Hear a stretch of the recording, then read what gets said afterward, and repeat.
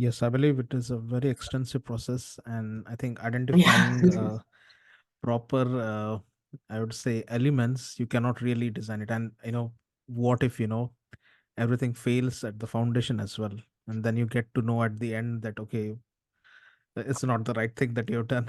You have to start it from the scratch again.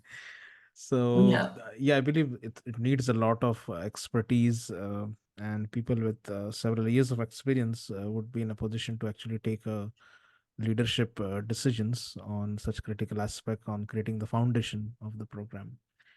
Just to get into the deeper into this topic, in what ways has the landscape of insider risk management evolved in the recent years, especially with the rise of remote work? Yes, this is also really interesting. Insider risk management is something that has substantially gone up.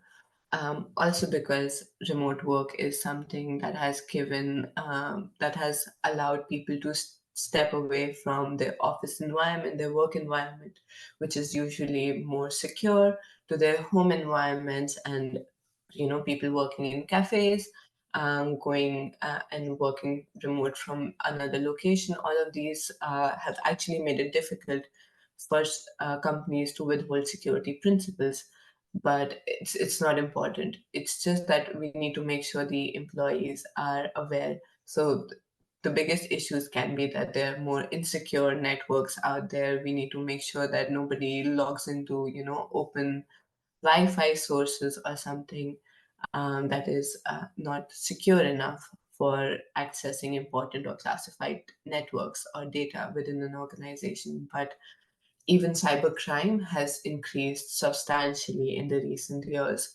We now see phishing and scamming as a service. It has become a business in itself. It is now, it knows that there are more people sitting at home and they're more vulnerable to, getting these calls, and they're more vulnerable in that setting to to become victims of cybercrime. So it has really gone up. Even with Internet of Things, it has connected your whole ecosystem, your whole cyber ecosystem or information technology ecosystem into one. So if even one is breached, then all of your systems are inadvertently breached as well.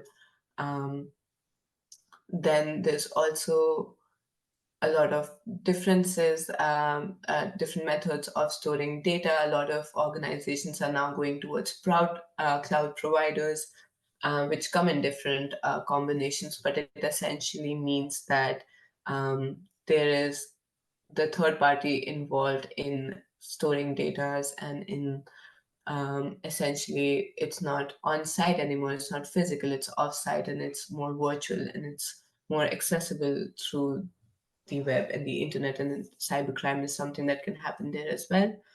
Another aspect that's slightly related to remote work is also just the advancement of the whole infrastructure that we have at work these days. Everything has become more virtual, and not only that, the physical security in premises have also gone substantially up.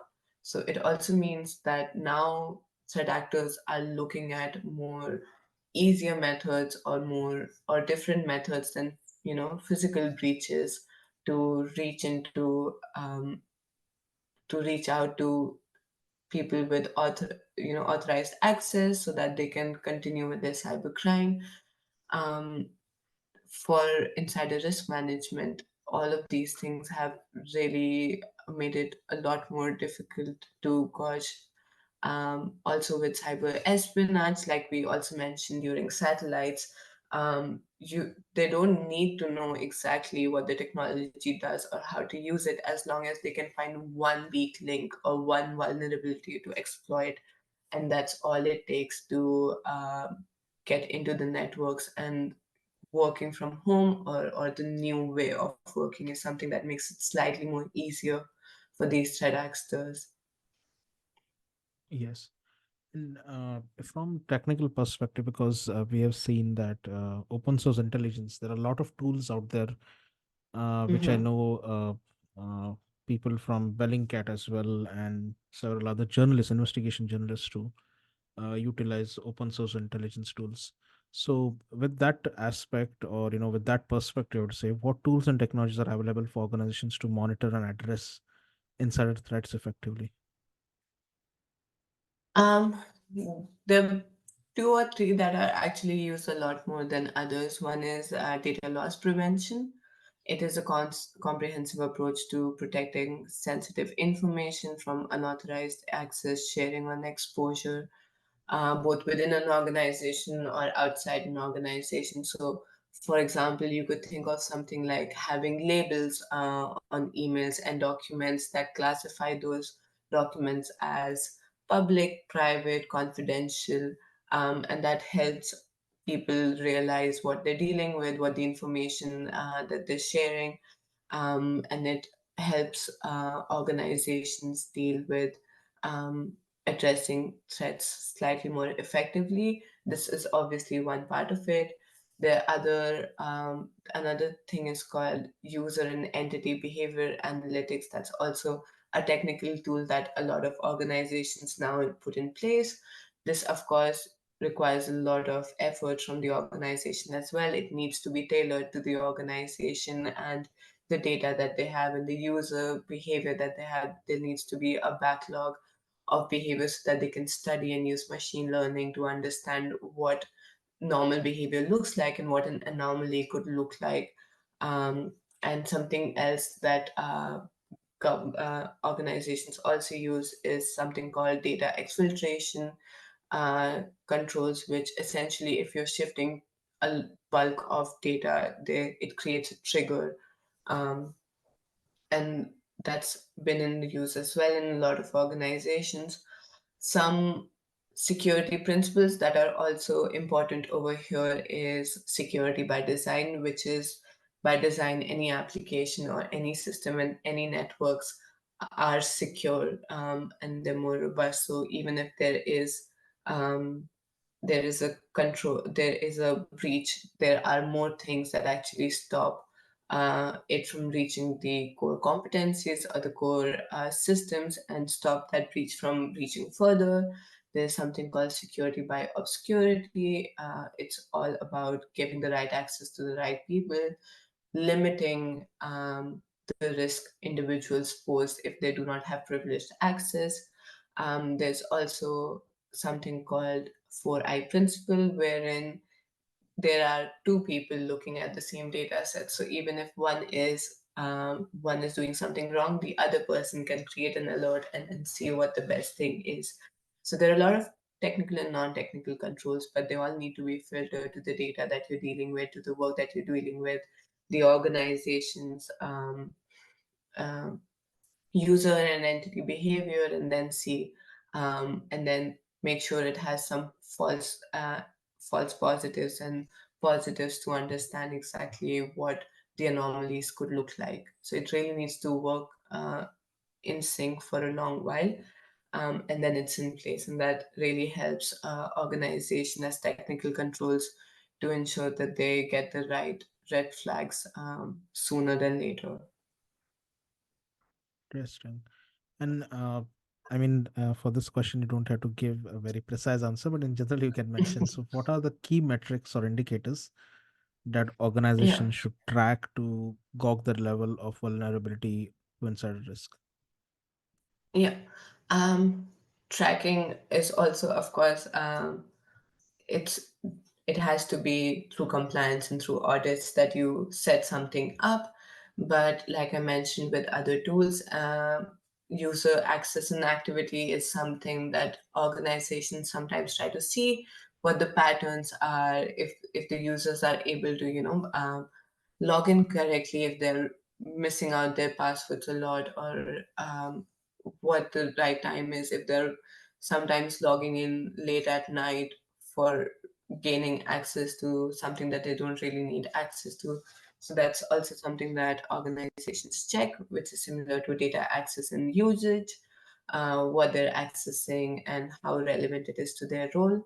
Then, like I said before, data exfiltration is also something that organizations sometimes track to see what is being downloaded, what is being shared, and how much information is being shared. So, for example, if you're sharing to yourself in your personal email 50 GB of information from your work email, that's something that could definitely will create a trigger, and then that will be looked into to see, oh, what exactly are you sharing and why you're sharing it to your personal email, or wherever you're sharing it. So those are the things that create small red flags. Um, then there is privileged user monitoring. Privileged users are basically users that have more access than all other employees. So just monitoring what their activities are and what level of access they need.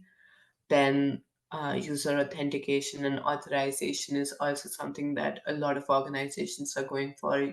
You must be aware of uh, MFA, but so even failed authentication attempts and account lockouts are something that organizations track sometimes to see what is going on and if there's something out of the normal. A good example for this is the Uber data leak that happened in 2022, which was a result of a spear phishing attempt, which basically set out a lot of notifications to one of the users for authentication for login, and they thought it was a bug. They reached out to their IT team, but they received a message from a fake IT representative, and they said to just accept it. They did, and their credentials were then, of course, taken up, and their account was hacked, and then that gave very easy access to the threat actor, causing the Uber data leak in 2022. The last, Yes. well, not really the last, but another thing is any similar cases of insider risk that has happened within the organization, to understand false positives and negatives, and to make sure what the detection capabilities are in the system. That really helps set up your technical controls later on. And those are some of the tools, some of the metrics and indicators that organizations should look at. Yes. I think you have mentioned so many things, starting from data breach. And Mhm. I believe in the space industry, especially since the commercialization has taken off, people literally operate as if space is a fluffy fur ball. There are no national security aspect to it. Because I think most of the Yeah. people entering the space industry are entering just because of science fiction films, and it's only when they enter they get to know exactly what they're dealing with. And it's an unfortunate thing that Yeah.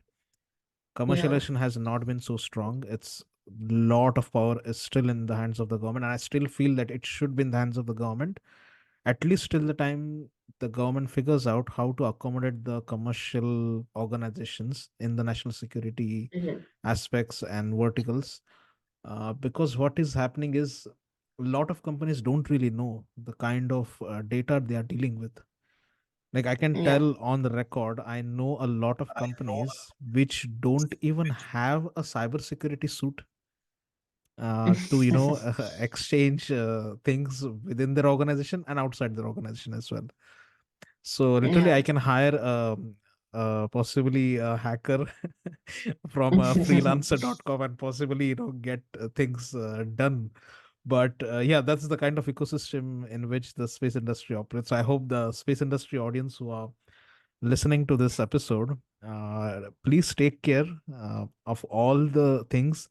It's better to invest now in insider risk than Yeah. investing when you're completely losing out on everything. I mean, when you lose, you might lose everything, because startups really don't have the capacity to start everything from scratch again once you lose in terms of finances or assets as well. So yeah, that's the point I just wanted to kind of highlight to the audience. No, that's So yeah. correct. Yeah. Yeah. And proceeding ahead, how can employee education and awareness program contribute to a stronger defense against insider threats?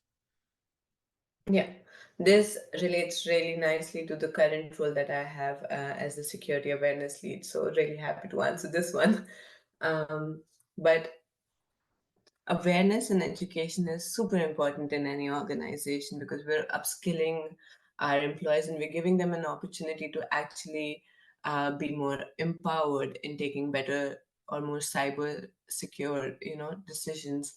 um, Awareness, risk awareness helps them understand what the red flags are, what the reporting looks like, how to report, and what the new tactics are as well out there in the market. So if they see something similar, they can, ring the bells or let somebody know that, oh, I read about something, this is exactly what's happening, and I'm slightly concerned.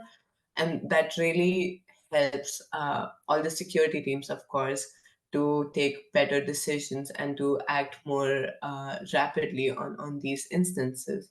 Second is basic security awareness. Now, every organization has plethora of rules, and not all of them are always going to be interested in security. I think everyone in security thinks that it's the most important thing, but of course, I would never expect somebody in marketing to be as passionate about security as I am, for example. um, and that's just the way it is, right? Otherwise they would also be working in security. So we need to make sure that we have basic security awareness for all employees. That now includes password security, it includes social engineering tactics, it includes best practices of taking care of your technical um, your technical devices, your office devices, what's acceptable and what's not acceptable for IT perspective with your devices. A lot of these things, more information about how malware works, how viruses works, what you should download, what you shouldn't. So all of these things are basic security awareness things that every employee should understand. And what this helps with awareness and training, what really helps is creating a culture of security. Now, this is something that I see spoken about a lot by organizations, but it's also slightly very tricky to achieve because it's something that requires a lot of attention and engagement for all employees that you have, right? So you would want everyone to make sure that they have this sense of security in their head somewhere. So even if they see their employee leaving their laptop open while going to grab coffee or going to grab lunch, they're going to be like, oh, wait, you need to, close your laptop or you need to log out so that nobody misuses it. So that's the sort of culture that you need to have within your organization that allows people to assist everyone in being more empowered and taking better decisions. And this also means that creating this sort of culture also comes with the fact that you have to create a culture where if somebody makes a mistake, that's also accepted and it's easier then to address them. So, for example, I was taking a questionnaire, and the one of the questions was, can you tell your manager that you made a mistake or you lost your company device or you got hacked or you clicked on a malicious link? Because if you can, then the company is letting you know that, oh, we're there to take care of you, and they're following the duty of care that they have towards the employee as well. But if you can't, then you are delaying the whole process. You are actually in a position where you are aware of a very important intelligence or information, um, and the security teams are not, so they can't take any action until it's too late. Um, that's something that we should really inculcate through awareness and education within our organizations. And lastly, especially with insider risk, it needs to be mentioned that not every abnormal activity needs to be a suspicious activity. So, in case somebody sees something wrong happening and they're reporting it, which is great, but they also need to know not everything would lead to an incident or an attack or something. So, they need to be reassured as well, and they need to be, it needs to be made sure that they're keeping security in mind while not hampering the work that they're actually hired to do. So they have security in mind, but they can still carry out their functions they can still do their day-to-day life without it being very heavy on them mentally or work-wise or workload-wise. Like, we need to balance awareness and education and also the engagement that we can get from users and create a plan that actually works for everyone involved. Yes. And looking ahead, I would say, as an individual who is associated with this domain for the past few years now, Mhm. what trends do you foresee in the field of inside risk management, and how can organizations prepare for these developments? Um, Looking ahead, it's so cybercrime, espionage, all of these things are actually supposed to go a lot up. It's said that the cybercrime estimate of this year is in around 700 million or billion. I need to check that correctly again, but it's really high. Oh my God. And that means that there are more. For example, business email compromise is something that has cost companies around 41 billion up until now, and FBI came out with a report as well on how important this is to address within companies. But these business email compromise, data leak, state sponsored espionage, all of these developments and trends that we see around us, the threat landscape is only going more complicated, and new actors are coming in as we go more towards cloud and more towards working from home, and more virtual essentially. Uh, More vulnerabilities are bound to come up sooner and later. And according to a lot of reports, including the IBM report, human error, at least for data leak, is one of the key factors now. So human error is in the middle of cybersecurity and which is why we need to make sure that organizations are well prepared for these. How does this come by? Organizations need to have the right capacity, the right resources for the security teams. They need to invest in developing um, the right controls. They need to invest in allowing the security teams to have the right resources so they can carry out their works. They can educate themselves more with what is happening, and they feel confident in taking going head to head against a cyber incident that can happen anytime soon. So this level of preparedness is something that organizations really need to work towards and ensure that it's part of their budgets, it's part of their policies, and it's part of their day to day execution as well. That's, I think, the right direction for organizations to move towards. Okay. I think we are now reaching at the end of the podcast. So, Yeah.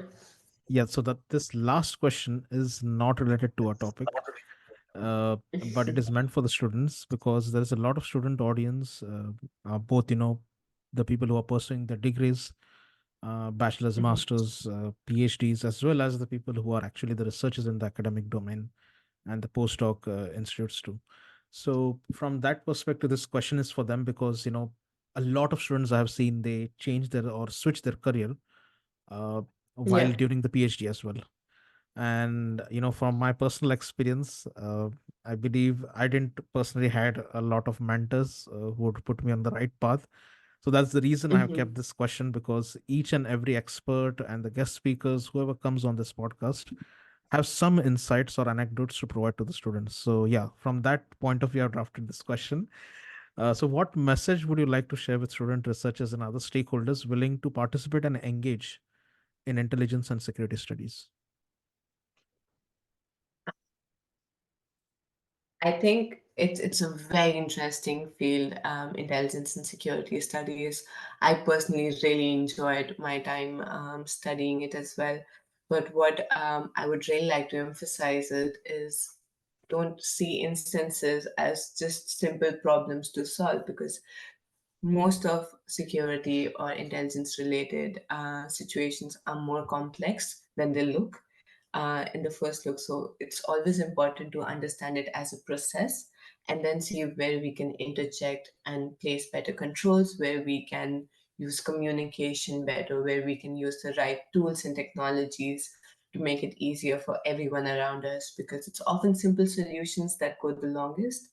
And since people are the key to security, and they're at the very middle of intelligence and security studies as well, and they're the main stakeholders, we need to be more accountable towards them. We need to make sure that we look at the short as well as long term impacts of any policy recommendation, any action, any step that we take towards any issue, any situation that we're in where we have the capacity to make change.